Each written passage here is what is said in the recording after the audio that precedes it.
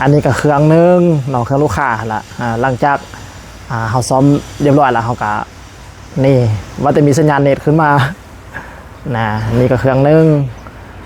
แล้วก็อันนี้ก็เครื่องนึงแล้วก็อันนั้นก็เครื่องนึงใส่อยู่ปัจจุบันนี้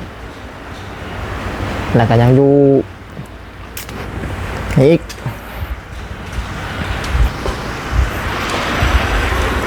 มานี้ อันนี้ก็เครื่องนึงห้าก็ปั้นแล้วเมื่อกี้นี้นี่อันนี้ก็เครื่องนึงอันนี้ตัวเป็นเครื่องอันที่เฮ็ดงานให้บ้านศิวิไลนี่อันนี้ตอนนี้รันขึ้นมาแล้วก็เอาเพลงนี้ไปก่อนพี่น้องแล้วก็ยังอีกเครื่องนึงนี่รวมกันเป็นเครื่องละอันนี้ก็ห้าก็ปั้นแล้วนี่ใช่นี่อันนี้ก็เครื่องนึงเนี่ยรวมเป็นเครื่องแล้วพี่น้อง1 2 3 4 5เครื่องแล้วก็ยังจอเล็กจอหน่อยยังโทรศัพท์ ว่าแต่แปลงเครื่องได้แล้วกับมันเสร็จให้โปรซอนเครื่องนั้นแล้วล่ะนี่โปรซอนปั่นตัวนี้เนาะสำหรับผลงานเพลงคำสอนของเพาะของน้องธิดาลาวเฉพาะเลย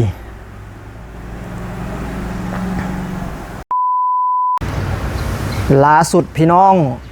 คุณลุงสมุทรปราการผู้ใจดีได้ทดเวลาบาดเจ็บให้กับพ่อผู้ศิวิไลและก็น้องธิดาลาวไปอีก1 วันพี่น้องจะให้ครบ100,000 วิวภายใน2 วันให้ได้เพราะฉะนั้นเราพ่อแม่ FC บ้านศิวิไลมาช่วยกันปั้นวิวช่วยกันเนาะเอาล่ะพี่น้อง ทางเฮ็ดเวียกไปนำทางปั้นวิวให้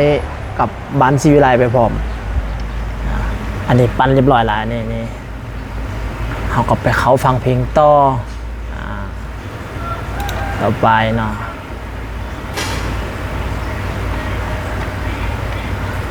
อันนี้ก็เรียบร้อยแล้วครับไปเขาฟังเพลงต่อ3 เพลงวนไปวนมานี่เนาะบางทีนี่ก็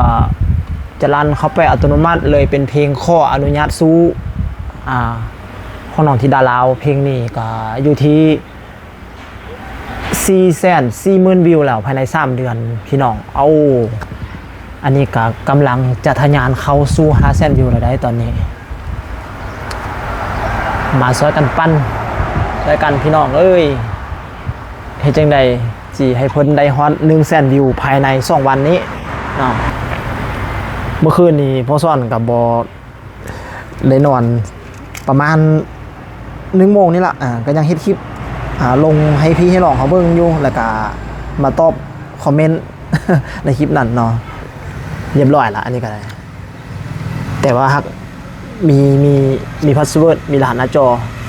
ก็เลยบ่สามารถไปปั้นให้ได้ตอนนี้แต่ว่าสำเร็จไปละ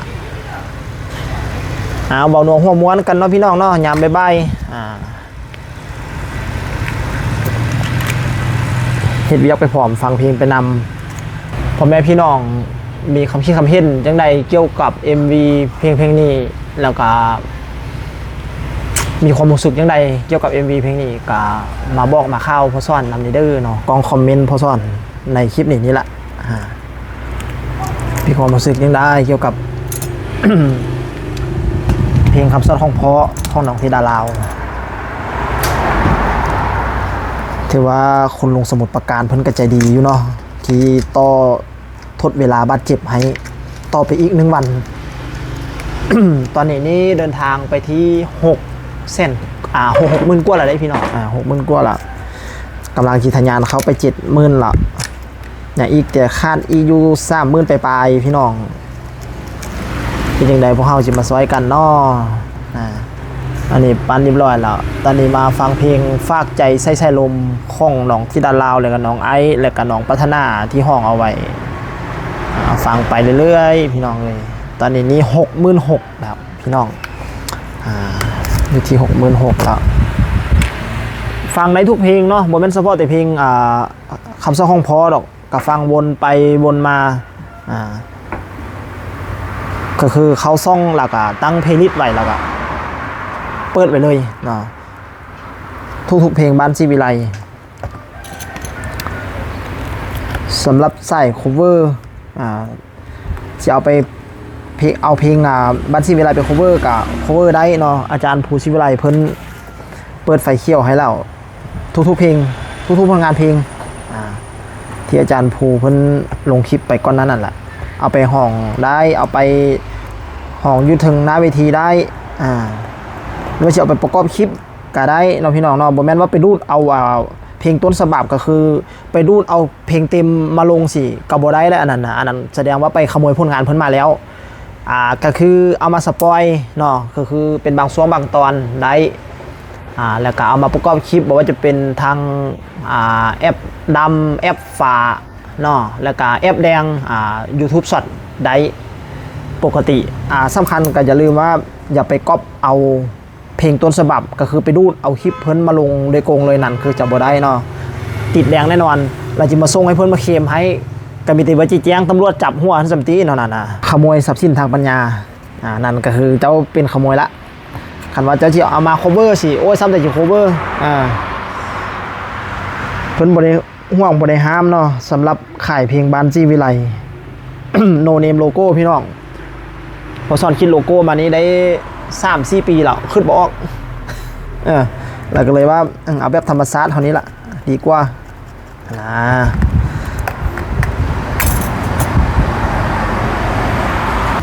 คันว่าฮอต100,000 วิวเราจังสีเปลี่ยนหน้าปกไม่เนาะตอนนี้ยังขึ้นปลูกอ้างนำยอดวิวนำเพิ่นนี่แหละให้มันฮอต100,000 วิวก่อนแล้วพอซ้อนอย่างสิทำการเปลี่ยนไม่แล้วหลังจากนั้นก็พ่อผู้ก็เริ่มทยอยปล่อยคาราโอเกะลงแล้วบัดนี้ให้ครบตามจำนวนที่เฮาคาดหวังตั้งไว้ก่อนมาซอยกันพี่น้องก็หลังจากที่ปล่อยออกไปแล้วเนาะก็ถือว่าพ่อแม่ตั้งตารอคอยบางคนก็มาท้าตั้งแต่6 โมงเพิ่นว่าค่อยขอเบิ่งค่อยเข้าไปเบิ่งเพลงอื่นท้าว่าซั่นซัมซาเพิ่นเปิดรอบพรีเมียร์เข้ามาว่าซั่นโอ้ยคือสิเป็นตาอ่อนซ้อนนะพี่น้องตาอ่อนซ้อน FC บ้านซีวิไลหน้าแน่นอีหลีคิดว่าสิขึ้นหลักหมื่นภายใน 3-4 ชั่วโมงสะดอกตอนนั้นตอนเปิดรอบพรีเมียร์หัน17 นาทีขึ้นไป1,000 กว่าวิวพี่น้องก็ขึ้นไวอีหลีตอนนั้นบางทีก็ถ้าสิปล่อยมื้อวันเสาร์วันอาทิตย์นี่บางทีก็ยอดวิวก็อาจจะฮอตเลยพี่น้องเพราะว่าเป็นมื้อพักผ่อนของหลายๆคนเลยพี่น้องเป็นมื้อพักผ่อนพ่อแม่พี่น้องก็จะอยู่บ้านอยู่เฮือนเนาะก็สิกดเบิ่งกดชมแล้วก็อีกบวกกับพวกเฮามีอุปสรรคตอนช่วงระยะแรกๆเนาะตอนนั้นก็คือว่าเราก็เลยเฮ็ดให้คาดเคลื่อนเรื่องการปล่อยเพลงนี้